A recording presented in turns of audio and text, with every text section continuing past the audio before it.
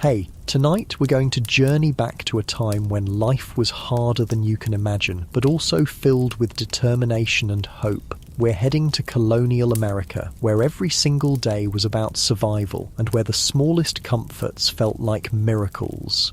You'll experience what it was really like to wake up in a world without running water, electricity, or even glass windows. Hey, if you're enjoying these stories, I'd really appreciate a like or subscribe. I'm curious where you're listening from, so drop a comment with your location and what time it is there. Now, find a cozy spot. Take a slow, deep breath and let your body sink into comfort as we journey back in time together. Congratulations, you've just woken up in Colonial America, sometime in the early 1700s. The first thing that hits you isn't what you see, it's what you smell. There's wood smoke drifting through the air mixed with something earthier. Maybe it's the animals nearby, or perhaps it's just the general smell of a world where people rarely wash. Your nose wrinkles slightly, but you're already getting used to it. That's how the human body works, you know. It adapts faster than you'd think. The good news is you're alive and relatively healthy in an era where both of those things are pretty remarkable achievements. The bad news? Well, you're about to discover that almost everything you take for granted in modern life simply doesn't exist yet. But here's the thing that might surprise you. The people around you aren't miserable. They're just living the only life they know, and they've figured out ways to find joy even when things are tough. You're lying on what passes for a bed in this era. It's not like the mattresses, you know. This is basically a wooden frame with rope strung across it, topped with a thin mattress stuffed with straw or corn husks. The ropes have stretched overnight, leaving you with a saggy dip in the middle. You can feel every single piece of straw poking through the rough cloth. Your back aches in places you didn't know backs could ache. That's just how sleeping works here. Everyone wakes up a little sore. The room around you is dim, lit only by whatever sunlight manages to squeeze through the small windows. There's no glass in these windows. Glass costs more than most people make in a year. Instead, there are wooden shutters that you can close to keep out rain and cold, but that also keeps out light. Some families stretch oiled paper or cloth across their windows, which lets in a little light but makes everything look cloudy and strange. You can hear your stomach rumbling. That's actually a good sign. It means you're not one of the many colonists who go to bed hungry, but it also means it's time to start the day, because getting food on the table in Colonial America is an all-day job that starts before sunrise. The house is starting to stir around you. You can hear the soft thud of bare feet on wooden floors, the creak of floorboards that have been settling for decades. Someone's already up and moving, probably the woman of the house, because her day starts earliest of all. She needs to get the fire going again because it died down overnight, and without it there's no way to cook food or heat water or stay warm. You swing your legs out of bed and your feet hit the floor with a shock. The floor is just packed dirt, hard as stone and cold as winter. Some wealthier families have wooden floors, but most people live with floors made of earth that's been pounded down until it's smooth and solid. It's actually surprisingly practical. Easy to sweep, and it doesn't cost anything to install. But it's always cold, and when it rains hard, sometimes water seeps up through the ground. The cold hits your body like a slap. There's no central heating here, obviously, and the fire that kept the house slightly warm yesterday evening has died down to glowing coals. You can see your breath in the air. Everyone's breath makes little puffs of steam in the morning, even in summer. In winter, people sometimes wake up to find frost on the insides of their windows and ice in their water buckets. You're wearing the same clothes you wore yesterday, and the day before, and the day before that. This isn't because you're lazy or dirty, it's because most people in Colonial America own exactly one set of everyday clothes, maybe two if they're lucky. There's one set for everyday work, and one set for church on Sundays. The fabric is rough and scratchy against your skin. It's usually made of wool or rough linen, woven by hand and sewn by hand with thick, uneven stitches designed to hold up under years of hard wear. Your clothes smell like wood smoke and sweat and general human living, but so does everyone else's, so nobody notices. That's one of those weird things about living in a time when everyone smells pretty much the same. Your nose just stops registering it as unusual. It's background noise, like the sound of cars in a modern city.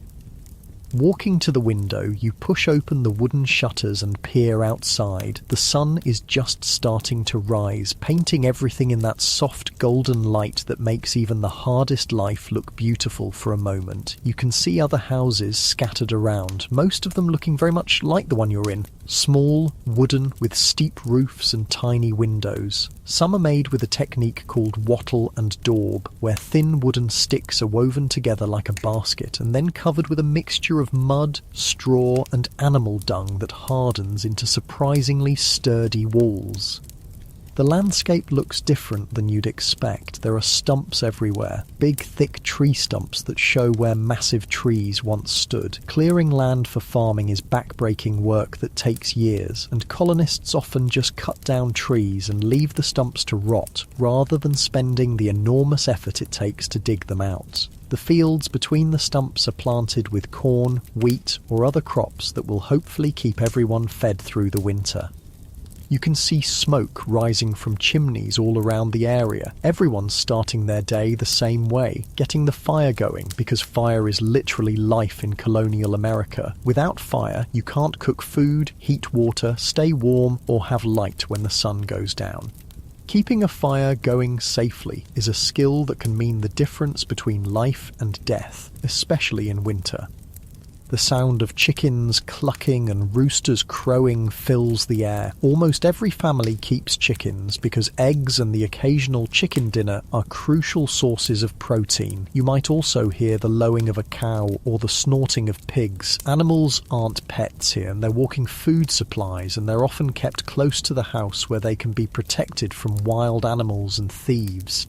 Your stomach rumbles again, louder this time. Time to think about breakfast, though breakfast is a generous term for what you're about to eat. Most colonial families start the day with something called mush, basically a porridge made from cornmeal and water, maybe with a little milk if the cow is producing. If you're lucky, there might be a bit of molasses or honey to sweeten it, but sugar is incredibly expensive and most families rarely taste it.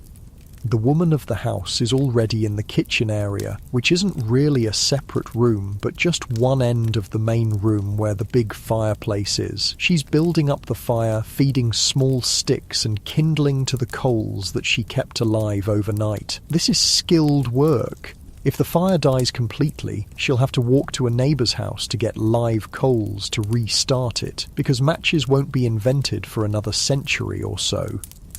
You can hear the scrape of metal on metal as she hangs an iron pot over the fire. Everything about cooking here is heavy and hot and dangerous. The pots are made of thick iron that weighs more than you'd believe. The fire throws off sparks and unpredictable heat. Burns are incredibly common, and a serious burn can easily kill you because there are no antibiotics or modern medical care. Water for the mush has to be carried from somewhere else. Maybe a well, maybe a stream, maybe just a rain barrel where water is collected and stored. There are no taps, no pipes, no indoor plumbing of any kind. Every drop of water used in the house has to be carried in by hand, bucket by bucket. That makes you very conscious of how much water you use. Washing dishes means heating water over the fire and using as little as possible. The smell of the cornmeal porridge starts to fill the house as it cooks. It's not an unpleasant smell, earthy and warm and filling. Your mouth starts to water because your body knows that this simple food is going to have to fuel you through a day of hard physical work. There's no such thing as sitting around in colonial America. Everyone, including children, works from sunrise to sunset just to keep the family alive and fed. While the food cooks, you might hear the sound of someone else in the family starting their morning chores. Maybe it's the crack of wood being split for the fire, or the squeak of a door as someone goes out to check on the animals. Even young children have jobs: feeding chickens, gathering eggs, carrying water, or sweeping floors. There's always work to be done, and everyone's labour is necessary for survival. The house around you is small and simple, but it represents an enormous amount of work. Every piece of wood was cut by hand and shaped by hand. Every nail was made by a blacksmith, one at a time. The windows, if there are any real windows with glass, cost more than most people earn in months. Nothing here was mass-produced or came from a store. Almost everything was made by the family or traded for with neighbours. You're starting to understand something that modern people often forget. How much work it took just to survive in earlier times. Staying fed, staying warm, staying dry, staying healthy. These weren't things you could take for granted. They were daily challenges that required constant attention and hard work. But here's something beautiful about it. The people around you know how to do things that most modern people have never learned. They can build a house, grow food, preserve meat, make clothes, cure illnesses with herbs, and create useful tools from raw materials. They're incredibly skilled and self-sufficient in ways that might surprise you. The porridge is ready now. The woman of the house ladles it into wooden bowls. There are no plates as you know them. Most families eat from wooden trenchers, which are basically thick wooden boards with hollows carved out for food. Spoons exist, but forks are rare and knives are mostly for cutting, not eating. Most people eat with their hands or use pieces of bread to scoop up food. The mush is hot and filling, though not particularly flavourful. There's no salt unless the family can afford to buy it, and most seasonings or whatever herbs can be grown locally. But when you're hungry and facing a day of hard work, even plain food tastes good. Your body craves the calories and carbohydrates that will give you energy for the physical labour ahead.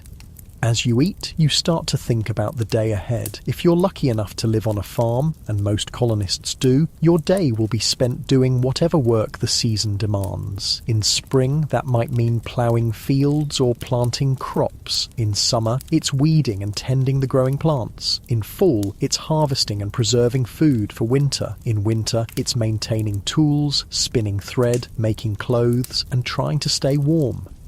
The rhythm of life here follows the seasons and the sun. You go to bed when it gets dark because candles are expensive and firelight is dim. You wake up when the sun rises because there's no point lying in bed when there's work to be done. Your schedule is determined by the weather, the crops, and the animals, not by clocks or calendars.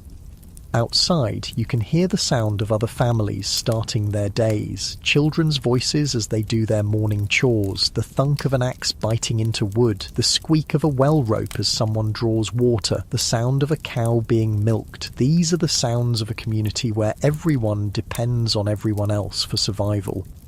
And survival really is the key word here. You're living in a time when a bad harvest means hunger, when a harsh winter means death, when a simple injury can become infected and kill you. There are no hospitals, no grocery stores, no government programs to help when things go wrong. Families and communities have to take care of themselves and each other. But there's also something deeply satisfying about this life, even with all its hardships. When you grow your own food, build your own shelter, and make your own clothes, you have a connection to the basic necessities of life that most modern people never experience. You know exactly where your food comes from and how much work it took to produce it. You understand the value of simple things like a warm fire or a dry roof over your head. The porridge is finished now, and it's time to start the real work of the day. Your body feels heavy and warm with food, ready for whatever physical challenges lie ahead. The fire is burning steady and bright, promising warmth and the ability to cook dinner later. The sun is rising higher, bringing light and the promise of another day survived in this challenging but ultimately rewarding world.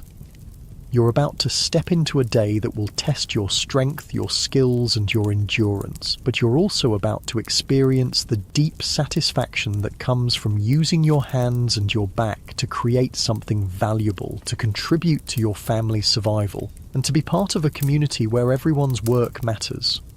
As you step outside into the crisp morning air, the first thing you notice is how different this world smells compared to what you might expect. There's the clean scent of wood smoke, yes, but underneath that there's something earthier, more pungent. It's the smell of a world without modern sanitation, where humans and animals live much closer together than you're used to, and where the idea of taking a bath is almost unthinkable.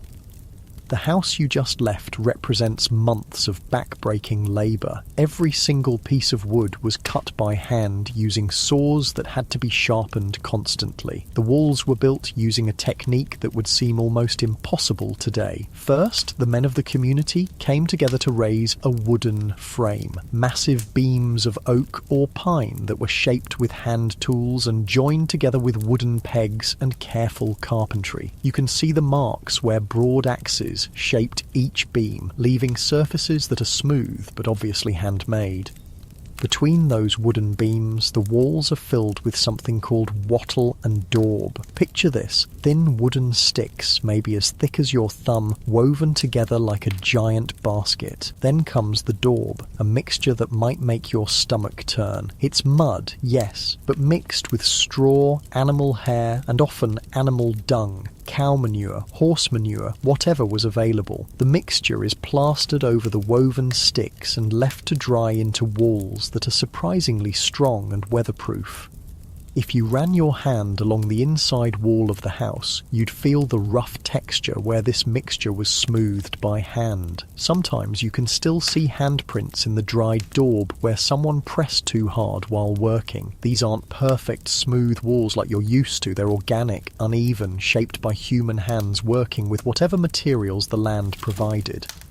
The roof above your head is probably made of thatch, layers and layers of dried straw or reeds woven together so tightly that water runs off instead of soaking through. Building a thatched roof is an art form that takes years to learn. The thatcher starts at the bottom and works up, layering the straw so that each row overlaps the one below it. When it's done properly, a thatched roof can last for decades and keep a house completely dry even in the worst storms.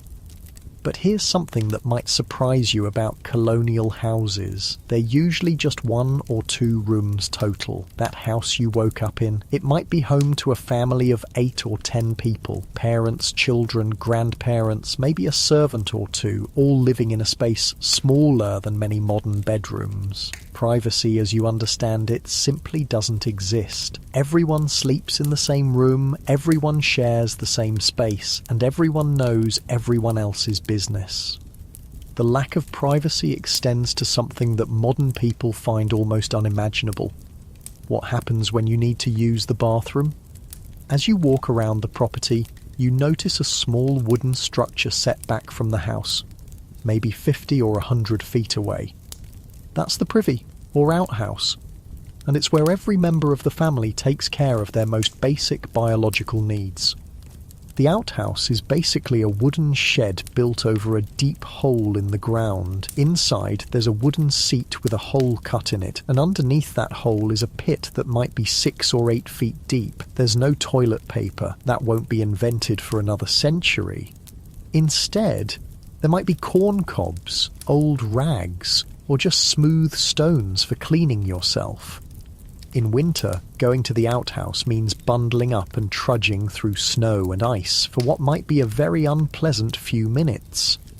But here's the thing that really shows how different life was. When that pit gets full, someone has to dig a new one and move the outhouse. Imagine that job on a hot summer day. The waste doesn't just disappear, it sits there, fermenting and attracting flies and creating smells that would make a modern person sick. And because most colonial settlements are built near water sources like streams or wells, that waste often seeps into the ground and contaminates the drinking water.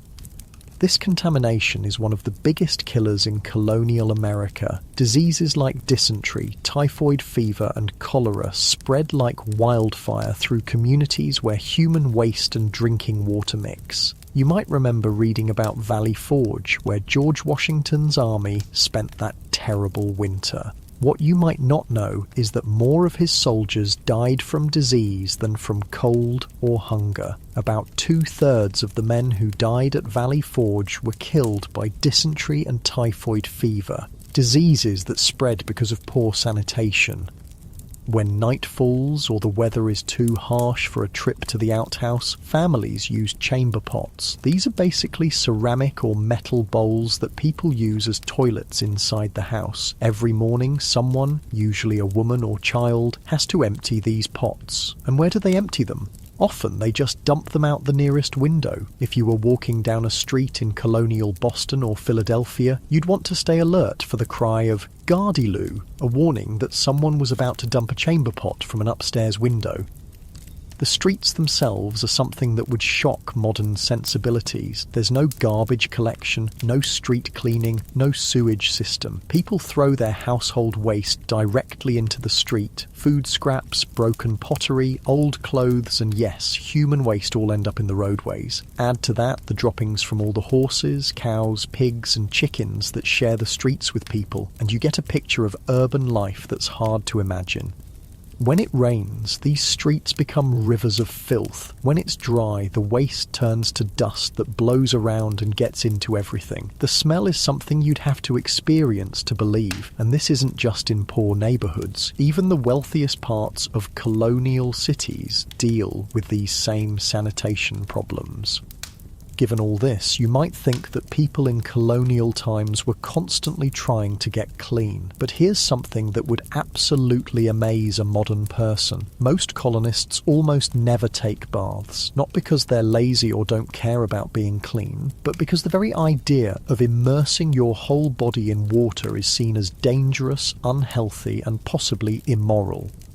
The typical colonial American might wash their face and hands once a day using a cloth and a basin of water. That's it. That's the extent of their daily hygiene routine. Their bodies, from neck to toe, might not be washed with soap and water for months at a time, maybe not even once a year.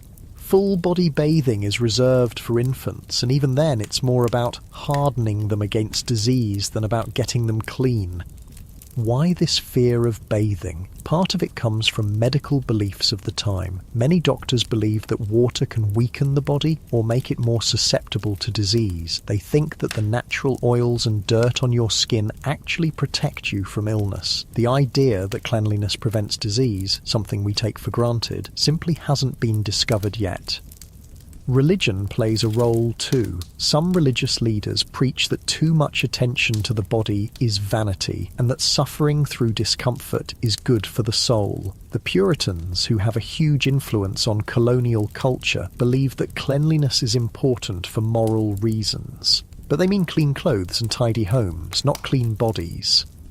There's also the practical matter of heating water. Remember, every drop of water has to be carried by hand and heated over a fire. Heating enough water to fill a bathtub would take hours and use enormous amounts of precious firewood. For most families, it's just not worth the expense and effort.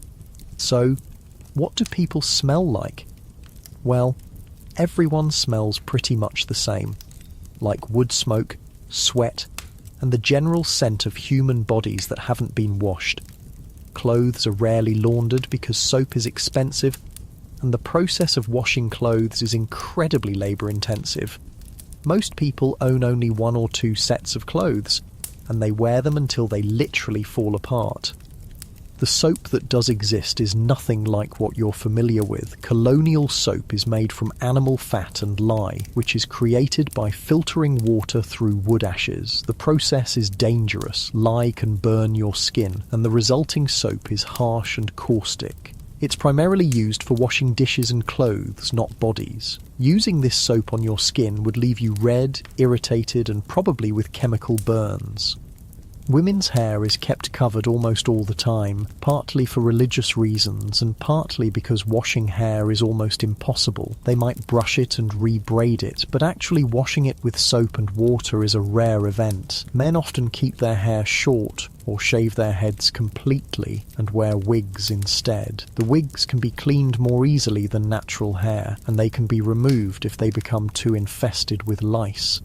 And lice are everywhere, absolutely everywhere. Body lice, head lice, clothes lice, they're just part of life. Everyone has them, from the poorest farmer to the wealthiest merchant. George Washington himself complained about wigs full of lice. People try to control them by combing their hair with fine-toothed combs and by boiling their clothes, but completely getting rid of lice is nearly impossible in a world without effective cleaning methods.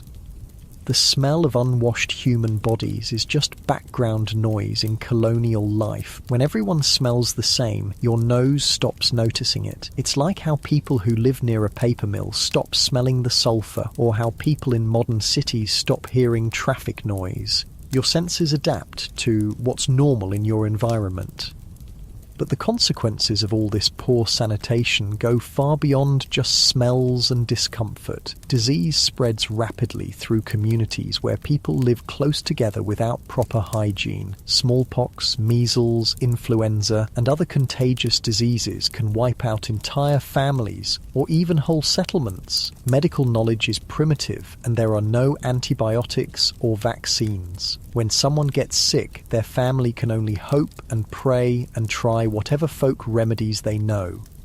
Even minor infections can become life-threatening. A small cut that gets dirty can lead to blood poisoning. A tooth infection can spread to the brain. Childbirth is incredibly dangerous because there's no understanding of germs or sterile conditions. Many women die in childbirth, and those who survive often suffer from infections that plague them for the rest of their lives.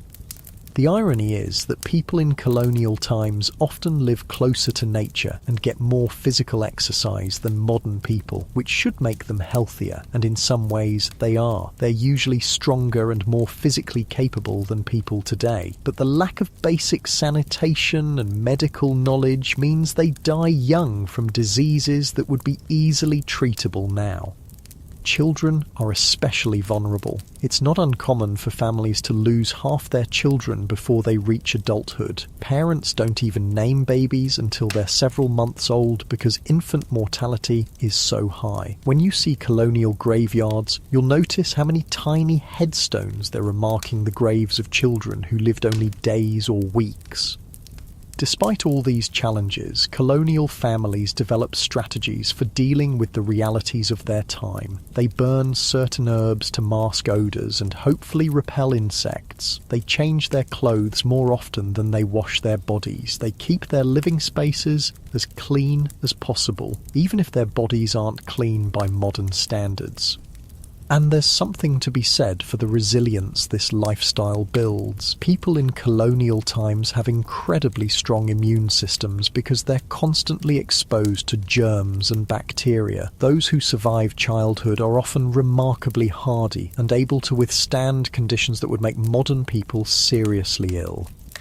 The community aspect of colonial life also helps people cope with the hardships. When everyone faces the same challenges, there's a sense of shared struggle that brings people together. Neighbours help each other with difficult tasks, share resources during hard times, and provide emotional support when tragedy strikes. As you stand outside that colonial house, breathing in the morning air with all its complex smells, you're experiencing a world that's both harsher and more intimate than anything most modern people can imagine. It's a world where survival depends on community, where physical strength and practical skills matter more than book learning, and where the simple act of staying alive through another day is an achievement worth celebrating. The sun is climbing higher now, and the day's work is calling. Time to discover what it really means to earn your living with your hands and your back in a world where there are no shortcuts, no machines to do the work for you, and no safety net if you fail. The workday in colonial America begins the moment you can see your hand in front of your face, and it doesn't end until the last light fades from the sky. You're about to discover that staying alive in this era requires a level of physical effort that would exhaust most modern people within hours. Every single thing you eat, every piece of clothing you wear, every tool you use has to be created by hand from raw materials using techniques passed down through generations. Your empty stomach reminds you that the morning's cornmeal mush was just the beginning of a day centered around food, growing it, preparing it, preserving it, and constantly worrying about whether there will be enough to last through the winter. The difference between a good harvest and a bad harvest is literally the difference between life and death, and that knowledge shapes every decision a colonial family makes. If you're living on a farm, and remember, most colonists do, your day revolves around the endless cycle of agricultural work. Right now, in early morning, you can hear the sounds of animals that need tending. The cow needs milking, and that's usually a woman's job, though older children might help. Milking isn't the simple, peaceful process you might imagine from pictures. Cows in colonial times are smaller than modern dairy cows, but they're also more temperamental, and they give much less milk. The woman doing the milking sits on a low wooden stool beside the cow, holding a wooden bucket between her knees. Her hands work in a rhythm that she learned as a child: squeeze, pull, while the cow shifts and stamps and occasionally tries to kick.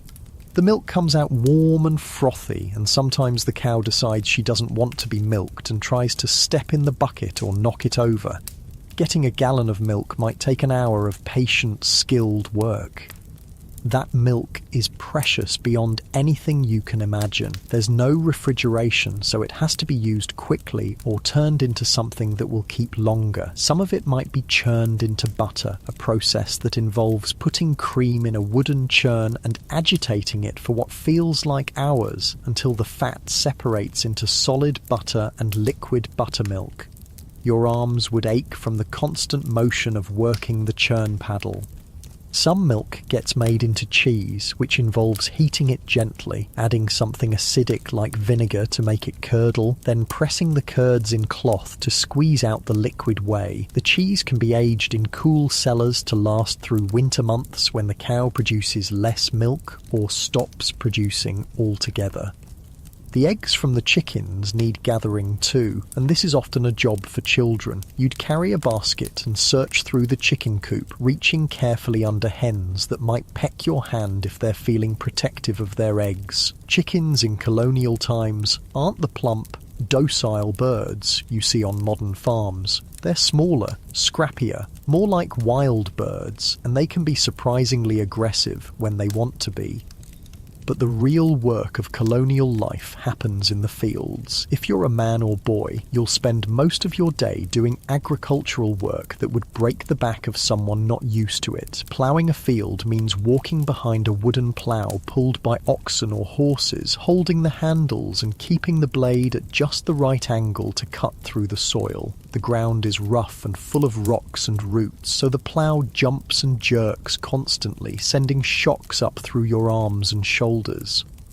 You don't have neat, flat fields like modern farms. Colonial fields are full of tree stumps because cutting down trees is one thing, but digging out the massive root systems is almost impossible with hand tools, so farmers plant around the stumps and hope they'll rot away eventually. The fields are also full of rocks that have to be picked up by hand and carried to the edges to build stone walls. This rock picking is endless. Every spring, frost pushes new rocks up from deep in the ground. Planting is done by hand, seed by seed. Corn kernels are dropped into holes made with a pointed stick, a few kernels per hole, spaced far enough apart that the plants won't compete with each other. Beans might be planted between the corn rows so they can climb the corn stalks. Squash grows along the ground between the rows, creating what Native Americans call the three sisters. Corn, beans, and squash grown together in a system that helps all three plants thrive. The work is rhythmic and mindless in some ways, but also requires constant attention. Plant too shallow and birds will eat the seeds. Plant too deep and they won't sprout. Space them wrong and the plants will crowd each other out. Every movement has to be precise, and you're doing this for hours at a time, bent over in the sun with sweat stinging your eyes and dirt grinding between your teeth. Weeding the crops is even more tedious. Armed with a hoe, a wooden handle with a metal blade, you chop out weeds that grow between the crop plants. This has to be done regularly, all summer long, because weeds grow faster than crops and will choke them out if given the chance. You develop a rhythm: chop, step, working your way down endless rows while the sun beats down on your back. Harvest time is when everyone in the family works together from dawn to dusk. Corn has to be picked by hand, ear by ear, and then the kernels have to be removed from the cobs. This is often done as a community activity, with several families gathering together for a corn husking bee. People sit in a circle, talking and laughing while their hands work automatically, stripping kernels from cobs and dropping them into baskets. Wheat and other grains are cut with hand tools called scythes, long wooden handles with curved metal blades. Using a scythe properly is an art that takes years to learn. You swing the blade in a smooth arc, cutting through the grain stalks close to the ground while walking forward at just the right pace. Do it wrong and you'll either miss the grain or cut yourself with the razor-sharp blade. The cut grain has to be gathered into bundles called sheaves, then loaded onto carts and taken to a barn where it can be threshed, beaten with wooden tools called flails to separate the grain from the stalks. Then the grain has to be winnowed, which means tossing it in the air on a windy day so the lighter chaff blows away and the heavier grain falls into baskets. Food preservation is a constant concern because there's no way to keep things fresh for long. Meat gets smoked, salted, or dried into jerky. Vegetables are pickled in brine or vinegar. Fruits are dried or made into preserves with precious sugar or honey. Root vegetables, like turnips and carrots, can be stored in cool cellars buried in sand or straw to keep them from freezing or rotting. The smokehouse is a small building where meat is hung over smouldering fires for days or weeks. The smoke not only flavours the meat, but also preserves it by driving out moisture and creating chemicals that prevent spoilage. Tending a smokehouse fire requires skill. Too hot, and the meat cooks instead of smoking. Too cool, and it spoils before it's preserved. Making salt pork involves packing pieces of pork in barrels with layers of coarse salt. The salt draws out moisture and creates an environment where harmful bacteria can't grow. Salt beef, salt fish, these preserved foods can last for months and provide protein when fresh meat isn't available. While the men and boys work in the fields, women and girls have their own exhausting list of tasks that never end. Making clothes starts with growing flax for linen or raising sheep for wool. Flax has to be harvested, soaked in water until it rots slightly, then beaten and combed to separate the fibres. Sheep have to be sheared once a year, and their wool has to be cleaned, sorted, and prepared for spinning. Spinning thread is a skill that takes years to master. Using a spinning wheel, a woman draws out fibres and twists them into continuous thread, controlling the thickness and strength with subtle movements of her fingers. A skilled spinner can produce several hundred yards of thread in a day, but it requires hours of concentrated work. The spinning wheel makes a constant humming sound as the wheel turns, and women often sing or tell stories while they work to help pass the time. The thread then has to be woven into cloth on a loom, a wooden frame that holds parallel threads called the warp, while the weaver passes other threads called the weft back and forth through them. Operating a loom is like playing a musical instrument. Your hands and feet work together in complex patterns, and the rhythm becomes almost hypnotic after a while. But even after the cloth is woven, the work isn't done. Wool cloth has to be fulled, washed and beaten to make the fibres lock together and create a denser, warmer fabric. Linen has to be bleached by laying it out in the sun and dampening it repeatedly over weeks or months. Then, the cloth has to be cut and sewn into clothes using patterns passed down from mother to daughter. All sewing is done by hand, stitch by tiny stitch. A woman might spend weeks making a single shirt, and every stitch has to be strong enough to withstand years of hard wear and harsh washing. The thread is made from the same fibres as the cloth, and needles are precious metal tools that are carefully maintained and never lost. Cooking is another full-time job that requires constant attention and skill. Every meal has to be prepared over an open fire in the fireplace, using heavy iron pots that hang from hooks and chains. Controlling the heat means moving pots closer to or farther from the flames, adding or removing logs, and constantly tending the fire to keep it at the right temperature. Bread baking happens in a stone or brick oven built into the side of the fireplace. First, a fire is built inside the oven chamber and allowed to burn until the stones are heated through. Then the coals and ashes are scraped out, loaves of bread are placed inside on wooden paddles, and the opening is sealed with a door or clay plug. The residual heat from the stones bakes the bread slowly and evenly. But you can only bake when the oven is hot, so bread baking is a major production that happens once or twice a week. Women often coordinate with neighbours so that several families can use the same oven on the same day, taking turns sliding their loaves in and out of the hot chamber. Preparing other meals means constant stirring of stews and porridges to keep them from burning, careful attention to roasting meat on spits that have to be turned by hand, and managing multiple pots and pans over a fire that throws off sparks and unpredictable heat. Burns are incredibly common, and a serious burn can easily become infected and kill you. Water for cooking and cleaning has to be carried from a well or stream, bucket by bucket. In winter, this might mean breaking ice and melting it over the fire. In summer, it means walking to the water source multiple times a day with heavy buckets that leave your shoulders aching. Washing dishes is done with minimal water and harsh soap, and pots are often just scraped clean and wiped out rather than truly washed. The same pot might be used to cook several different foods in sequence, each one picking up flavours from what came before. Laundry is an occasional nightmare that involves heating large quantities of water, scrubbing clothes on washboards with harsh soap, rinsing them in cold water, and wringing them out by hand before hanging them to dry. Women often do laundry together as a community activity, share in the work and the large vessels needed to heat water. The rhythm of colonial work follows the seasons and the daylight. In summer, when days are long, people work as much as 16 hours a day. In winter, when daylight is precious, they work by firelight, but mostly focus on indoor tasks like spinning, weaving, and tool repair. Everyone in the family has essential work to do. Children as young as 5 or 6 have regular chores that contribute to the family's survival. Boys help their fathers with farming and learn skills like carpentry, blacksmithing, or whatever trade the father practices.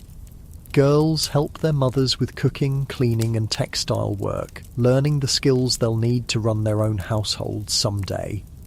There's no such thing as leisure time as modern people understand it. When the essential work is done, people might have a few minutes to sit by the fire and talk, but there's always something that needs doing. Clothes to mend, tools to repair, food to prepare for the next day. The physical toll of this lifestyle is enormous. People's hands are permanently stained and scarred from their work. Their backs ache from bending over crops and looms. Their feet are tough and calloused from walking on rough ground. But they're also incredibly strong and capable, able to do things with their hands that would seem like magic to someone from the modern world.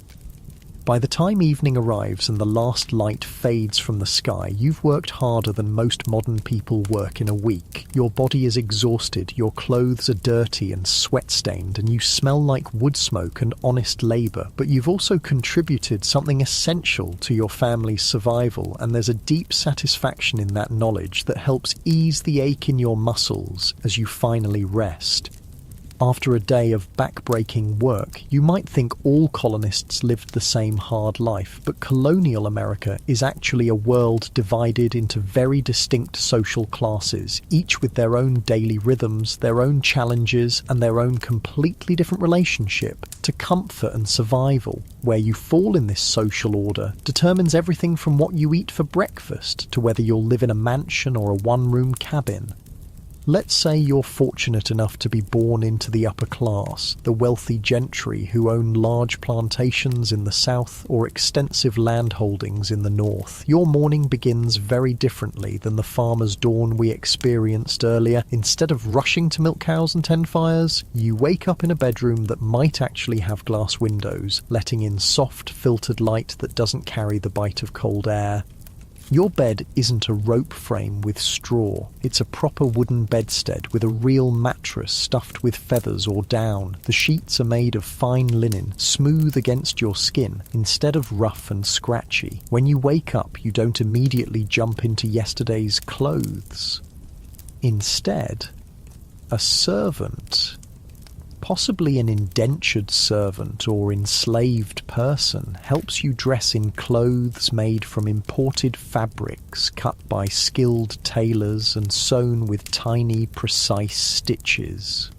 If you're a wealthy man, your daily outfit might include a linen shirt with delicate ruffles, a waistcoat made of silk or fine wool, breeches that fit properly instead of hanging loose, and stockings made of silk instead of rough wool. Your shoes have actual buckles made of silver or pewter, and they're designed for walking on wooden floors rather than trudging through muddy fields.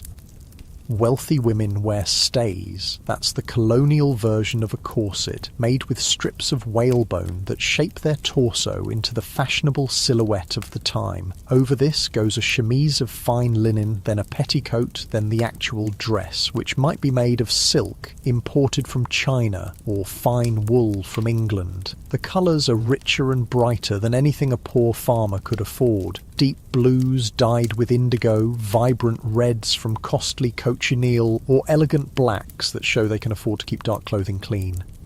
Both wealthy men and women often wear wigs made from human hair, carefully styled and powdered white. These wigs are expensive status symbols that require professional care. A good wig might cost as much as a poor family makes in a year, and maintaining it properly requires regular visits from a wig maker who cleans it, restyles it, and treats it for the lice that are still a constant problem even for the wealthy.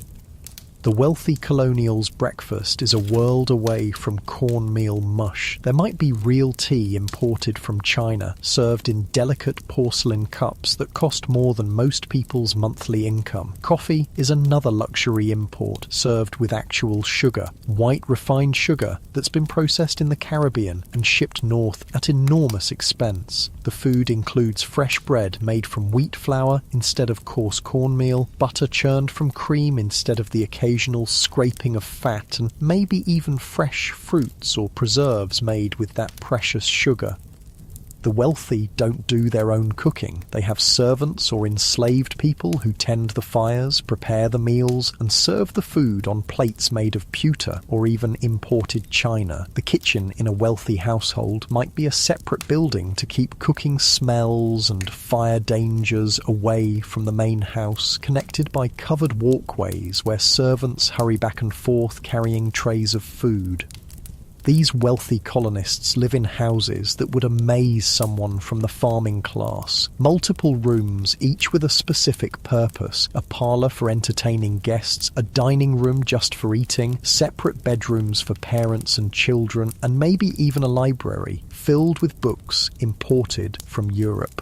The rooms have wooden floors instead of packed dirt, plastered walls instead of rough logs, and furniture made by skilled craftsmen rather than rough pieces knocked together from whatever wood was available. But here's something interesting about colonial society. Wealth doesn't necessarily mean comfort by modern standards. Even the richest colonist still lives without electricity, indoor plumbing, or central heating. They might have servants to tend their fires, but They still depend on fireplaces for heat and candles for light. They might eat off fine china, but they still eat with their hands or simple utensils. Their houses might be larger and better built, but they're still cold in winter and stuffy in summer. The middle class in colonial America, the middling sort as they call themselves, includes merchants, skilled craftsmen, successful farmers, and professional people like doctors and lawyers. These people work with their hands, but their work requires skill and education rather than just physical strength. A blacksmith, for example, needs to understand metals, fire, and complex tool-making techniques that take years to master.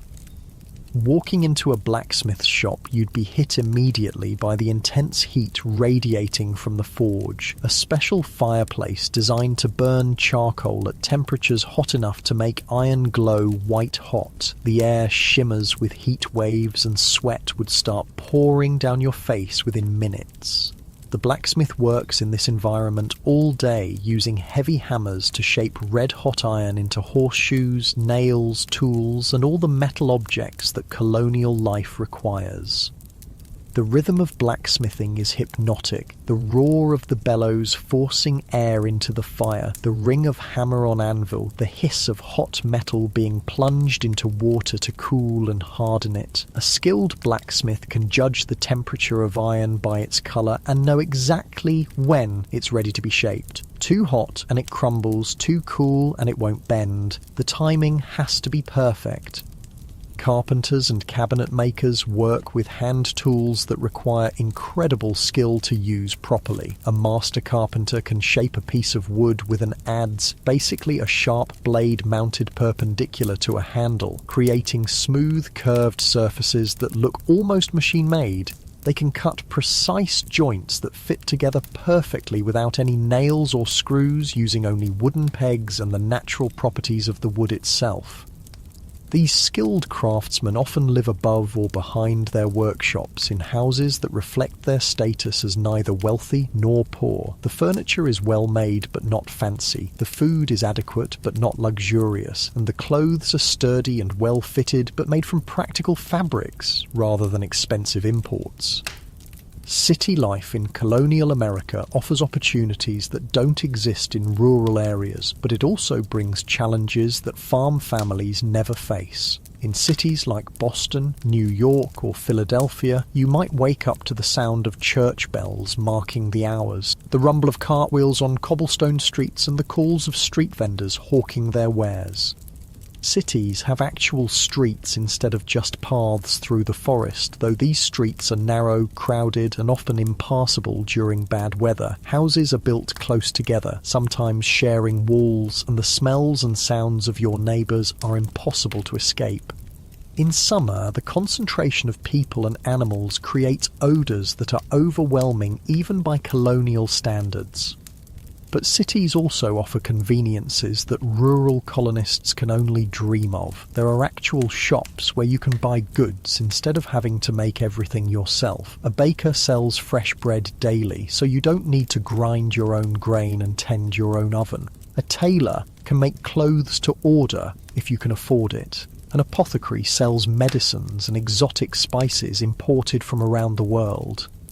Taverns serve as the social centres of colonial cities. These aren't just places to drink, they're where business is conducted, news is shared, and travellers find rooms for the night. Walking into a tavern, you'd be greeted by the smell of pipe tobacco, cooking food, and unwashed bodies, mixed with the sound of conversation, laughter, and maybe a fiddle being played in the corner. The tavern keeper serves beer, ale, cider, and stronger drinks like rum and whiskey. Colonial Americans drink alcoholic beverages with every meal, including breakfast, because alcohol is often safer than water in cities where wells might be contaminated. Even children drink small beer, a weak alcoholic drink that's less likely to carry disease than plain water. Education in colonial America varies dramatically depending on your social class and where you live. Wealthy children, especially boys, might be sent to formal schools or have tutors who teach them Latin, Greek, mathematics, and classical literature. The goal is to prepare them for college. Places like Harvard, which was founded in 1636, or the College of William and Mary in Virginia. Middle-class children might attend what are called dame schools, informal schools run by women in their homes, where children learn basic reading, writing, and arithmetic. The dame who runs the school is usually a widow or unmarried woman who needs income, and she teaches a dozen or so children of various ages in her kitchen or parlour. Poor children, especially in rural areas, often get no formal education at all. They might learn to read from their parents or the local minister, but more often they go straight to work as soon as they're old enough to be useful. For them, education means learning practical skills: how to farm, how to cook, how to make and repair the things their families need to survive. Even children who do learn to read often have very few books available. The Bible is usually the only book in most households, and children learn to read by studying Bible verses. Other books are incredibly expensive because they have to be imported from Europe or printed on hand-operated presses using paper that's made one sheet at a time. Religious life dominates colonial society in ways that might surprise modern people. Sunday isn't just a day of rest, it's a day when everyone in the community is required to attend church services that can last for hours. The church building is often the largest and most impressive structure in town, and church attendance is both a religious duty and a social obligation. Puritan services in New England are particularly intense. The congregation sits on hard wooden benches in an unheated building, listening to sermons that can last 2 hours or more. The minister preaches about sin, salvation, and the constant struggle between good and evil, often using fear of damnation to encourage proper behaviour. People are expected to sit perfectly still and pay attention, and falling asleep during the sermon is considered a serious breach of etiquette. But church isn't just about religion, it's also where the community comes together to share news, conduct business, and maintain social connections. After the service, people linger in the churchyard, catching up on gossip, arranging marriages, and discussing the practical matters of community life. Religious beliefs also shape daily behaviour in ways that go far beyond Sunday services. The Puritans believed that hard work is a form of worship, that suffering builds character, and that success in this world might be a sign of God's favour. These beliefs help explain why colonists are willing to endure such difficult living conditions. They see hardship as part of God's plan. Colonial communities organise themselves around shared work and mutual aid in ways that are essential for survival. Barn raisings bring together all the men in an area to build a new barn in a single day. House raisings do the same for new homes. These events are part work party, part social gathering, with everyone contributing their labour and skills to help a neighbour. Quilting bees give women a chance to socialise while doing essential work. A group of women gather to work on a quilt together, their hands moving in practised patterns while they talk about their families, their communities, and their concerns. The quilts they create aren't just bed covers. They're works of art that represent countless hours of skilled labour and creativity. Corn-husking bees turn the tedious work of preparing corn for storage into a social event. Families gather in someone's barn with huge piles of corn ears waiting to be husked. People sit in circles, talking and laughing while their hands automatically strip away the husks. There might be music, dancing, and plenty of food to reward the workers. Harvest time brings communities together in ways that show how dependent people are on each other. When one family's crops are ready, neighbours drop their own work to help with the harvest. Everyone knows that they'll need the same help when their own crops are ready, and that a delay of even a few days can mean the difference between a successful harvest and disaster. The differences between the three colonial regions, New England, the Middle Colonies, and the South, create distinct cultural patterns that affect daily life in profound ways. New England, with its rocky soil and harsh winters, develops a culture based on small farms, fishing, and eventually manufacturing. The Middle Colonies, with their fertile soil and mild climate, become the breadbasket that feeds much of colonial America. The South, with its long growing season and rich soil, develops a plantation system based on cash crops like tobacco and rice. These regional differences show up in everything from the food people eat to the houses they build to the work they do. A New England fishing village looks and feels completely different from a Virginia tobacco plantation or a Pennsylvania grain farm. But despite these differences, all colonists share the basic challenge of creating a new society in a land that's still largely wilderness. The day is winding down now, and even in this stratified society where your birth largely determines your destiny, people from all social classes share certain experiences. They all depend on fire for heat and light. They all worry about disease and accidents that could end their lives without warning. They all live with the constant awareness that their survival depends on their own efforts and the support of their communities.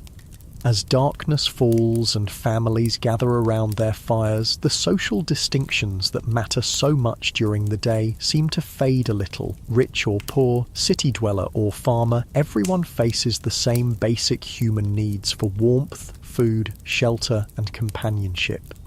The flickering firelight creates a circle of warmth and safety that feels precious in a world full of danger and uncertainty.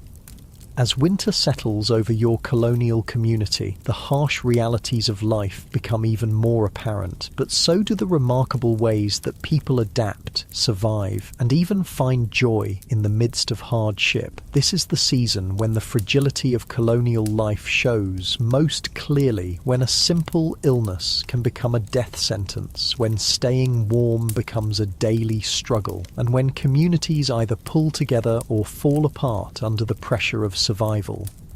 The approach of winter brings a different kind of work, the urgent task of preparing for months when the outside world becomes hostile and dangerous. You can feel the change in the air, that sharp bite that warns of frost coming soon. Every family knows that their survival through the coming months depends entirely on the preparations they make now, while there's still time.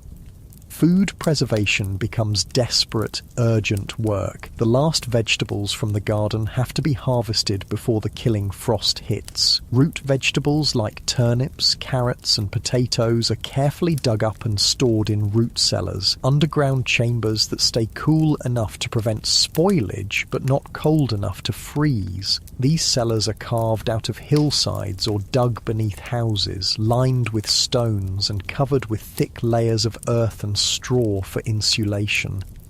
The apple harvest brings both celebration and back-breaking work. Apples are one of the few fruits that can be stored for months if kept cool and dry, so every apple matters. Some are eaten fresh, some are dried in thin slices that can be stored in cloth bags, and many are pressed into cider. Cider isn't just a drink. It's a way of preserving the nutrition and calories from apples in liquid form that won't spoil as quickly as fresh fruit. Making cider involves crushing apples in wooden presses that require several strong people to operate. The juice that comes out is golden and sweet, but it doesn't stay that way for long. Without refrigeration, the natural yeasts on the apple skins quickly begin fermenting the juice into alcoholic cider. Within a few weeks, what started as sweet apple juice becomes mildly alcoholic, and after several months, it can be quite potent. This fermentation isn't an accident. It's a preservation method. Alcoholic cider keeps much longer than fresh juice, and the alcohol helps kill harmful bacteria that might make people sick. Colonial families drink cider with every meal, including breakfast, and even children drink watered-down versions. It's often safer than water, especially in areas where wells might be contaminated. But despite all their preparations, colonial families live with the constant knowledge that winter might bring disaster in forms they can't control. Disease spreads more easily when people are crowded together in small, poorly ventilated houses. A single sick person can infect an entire family within days, and without effective medical treatment, minor illnesses often become fatal. The medical knowledge available to colonists is a strange mixture of folk wisdom, religious belief, and theories that we now know are completely wrong. When someone gets sick, their family might try remedies passed down through generations, herbal teas made from willow bark for pain, poultices made from bread and milk for infected wounds, or mixtures of honey and whiskey for coughs and sore throats.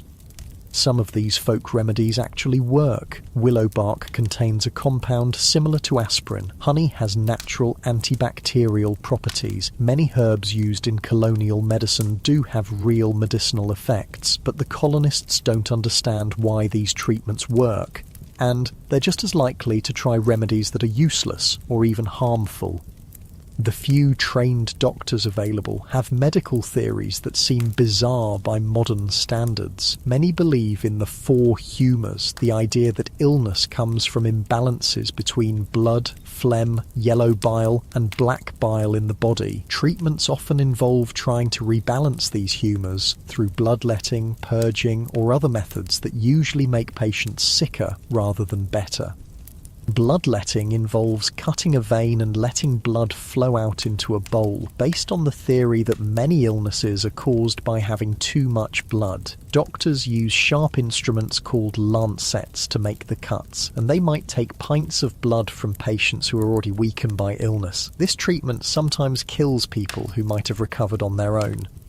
Purging involves giving patients powerful laxatives or substances that cause vomiting, again based on the theory that illness comes from having too much of something in the body that needs to be expelled. These treatments leave patients dehydrated and exhausted, often making their conditions much worse.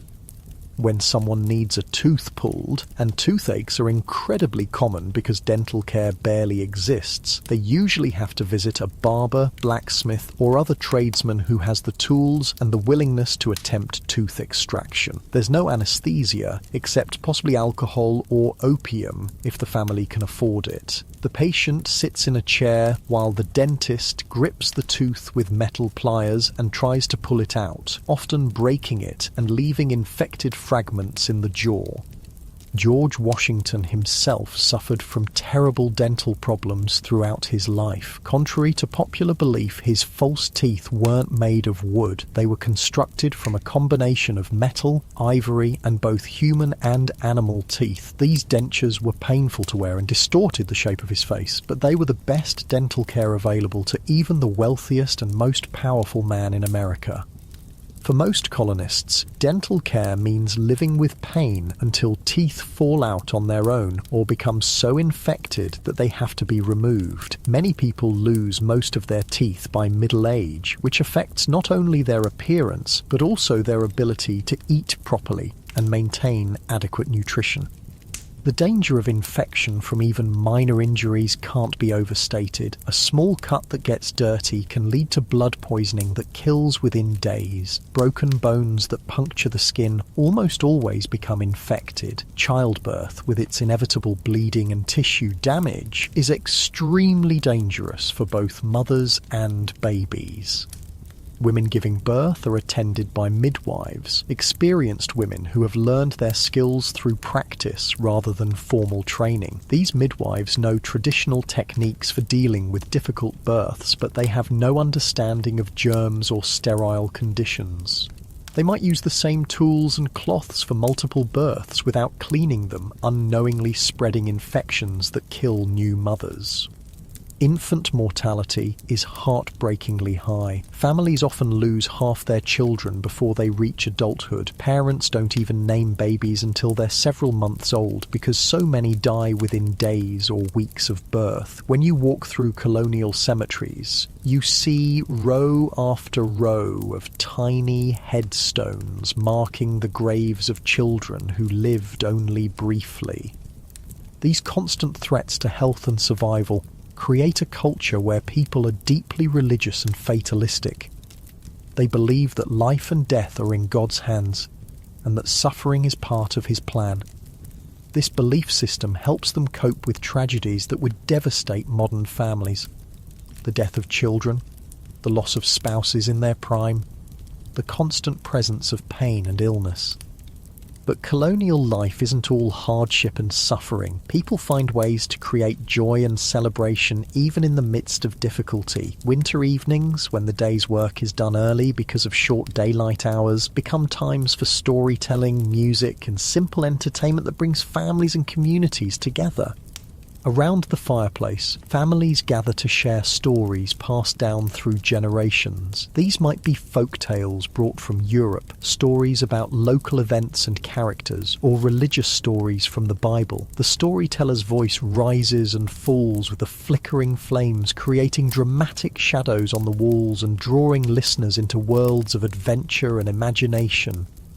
Music is a constant presence in colonial life, though the instruments are simple and homemade. A fiddle made by a local craftsman provides music for dancing at community gatherings. Someone might play a wooden flute carved from a piece of maple, or beat out rhythms on a drum made from a hollow log with animal skin stretched across the top. Singing is free entertainment that everyone can participate in. Families sing together while they work, mother and daughters harmonizing while they spin thread, father and sons keeping time while they split wood. The songs might be hymns learned at church, work songs that help coordinate group labor, or ballads that tell stories of love, loss, and adventure. Children create their own entertainment from whatever materials are available. A piece of wood becomes a doll, a handful of stones becomes a game, a length of string becomes a toy called a whirligig that spins and buzzes when you pull it tight and release it. Boys might play with wooden hoops that they roll along the ground with sticks, or carve whistles from pieces of willow bark. Girls practice the skills they'll need as adults by playing with miniature versions of women's tools. They might have tiny spinning wheels, small looms, or doll-sized cooking pots that let them imitate their mother's work. These aren't just toys, they're training tools that teach essential life skills through play. Seasonal celebrations mark the rhythm of colonial life and provide breaks from the constant work of survival. Harvest festivals celebrate the successful completion of the year's agricultural work and give thanks for food that will carry the community through winter. These gatherings feature the best food the community can produce: fresh bread, roasted meat, preserved fruits, and that precious alcoholic cider. Christmas celebrations are quieter and more religious than modern holidays, focusing on church services and family gatherings rather than gift-giving. The Puritans actually disapprove of elaborate Christmas celebrations, viewing them as too close to Catholic traditions. But other colonial communities mark the season with special foods, decorations made from evergreen branches, and small gifts that family members make for each other. Spring brings celebrations of renewal and hope as communities emerge from the isolation and hardship of winter. The first green shoots appearing in gardens are cause for genuine joy after months of eating preserved and dried foods. The return of migratory birds, the blooming of fruit trees, and the warming of the soil all signal that the cycle of life is beginning again. But even as colonists adapt to the rhythms of their challenging life, larger forces are building that will eventually transform their world completely. The relationship between the American colonies and Great Britain is becoming increasingly strained over issues of taxation, representation, and control. The British government, deeply in debt from wars fought partly to defend the American colonies, begins imposing new taxes to raise revenue. The Sugar Act, the Stamp Act, the Townshend Acts. These measures require colonists to pay taxes on everything from molasses to paper to tea. But the colonists have no representatives in the British Parliament, leading to the famous cry of "no taxation without representation." Colonial merchants and craftsmen find their businesses hurt by British policies that favour trade with England over local production. A blacksmith who could make nails for his community is told he must buy more expensive nails shipped from England. A furniture maker who could craft beautiful pieces from local wood is undercut by imported goods that British law favours. These economic pressures combine with a growing sense of American identity that's been developing for generations. Colonists who were born in America, whose parents and grandparents were born in America, begin to think of themselves as Americans rather than British subjects. They've built communities, cleared wilderness, and created a new society through their own labour and sacrifice. The Boston Tea Party of 1773 represents the culmination of years of growing resentment. When British law gives the East India Company a monopoly on tea sales in America, colonial merchants who have been importing and selling tea find their livelihoods threatened. The dramatic response, dumping hundreds of chests of expensive tea into Boston Harbour, shows how far the relationship between Britain and America has deteriorated.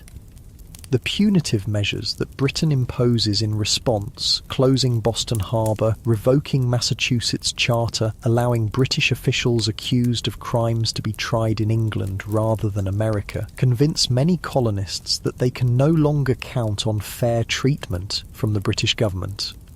As tensions escalate toward armed conflict, the daily life of colonists begins to change in subtle but significant ways. Women organise boycotts of British goods, refusing to buy imported tea, cloth or other products. They revive the domestic production of items they had been importing, spinning more thread and weaving more cloth at home rather than buying finished goods from England.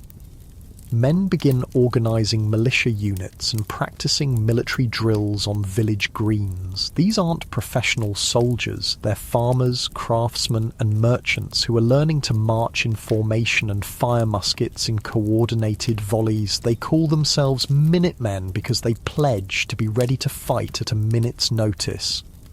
The skills that colonists have developed through generations of hard living, self-reliance, practical problem-solving, the ability to endure hardship and strong community bonds turn out to be exactly what they need to fight for independence. People who can build houses, grow food, make tools, and survive harsh winters without outside help are well prepared to create a new nation without British support.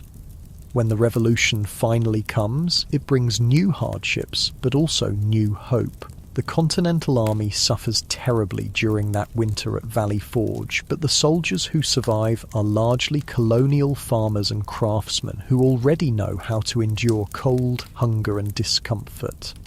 The women who support the war effort are already skilled at spinning thread, weaving cloth and managing households without imported goods.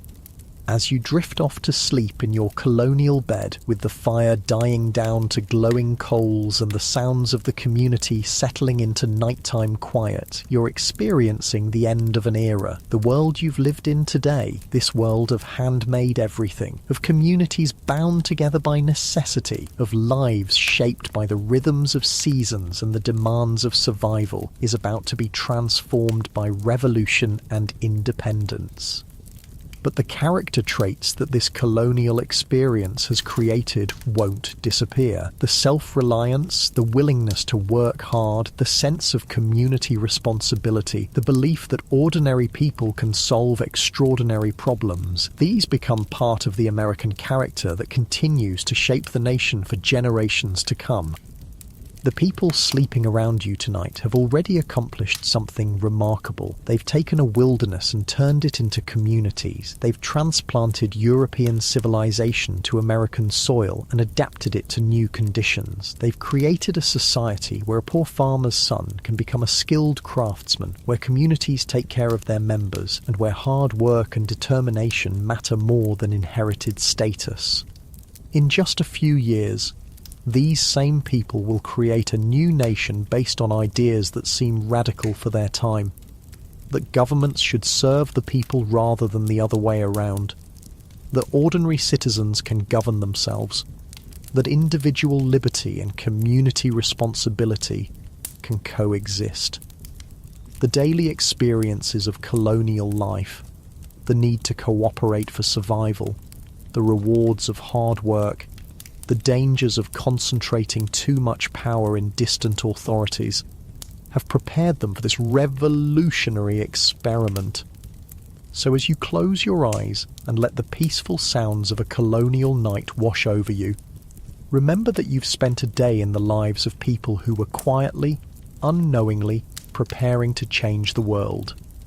Their struggles with basic survival, their small daily acts of cooperation and mutual aid, their gradual development of a distinctly American way of life, all of this was building towards something larger than any of them could imagine. The morning will bring another day of hard work, another round of challenges and small triumphs, another opportunity to prove that free people can take care of themselves and each other. And eventually, all those mornings will add up to something extraordinary. A new nation built on the foundation of everything these colonial Americans learned about life, work, community, and the quiet dignity of ordinary people doing extraordinary things.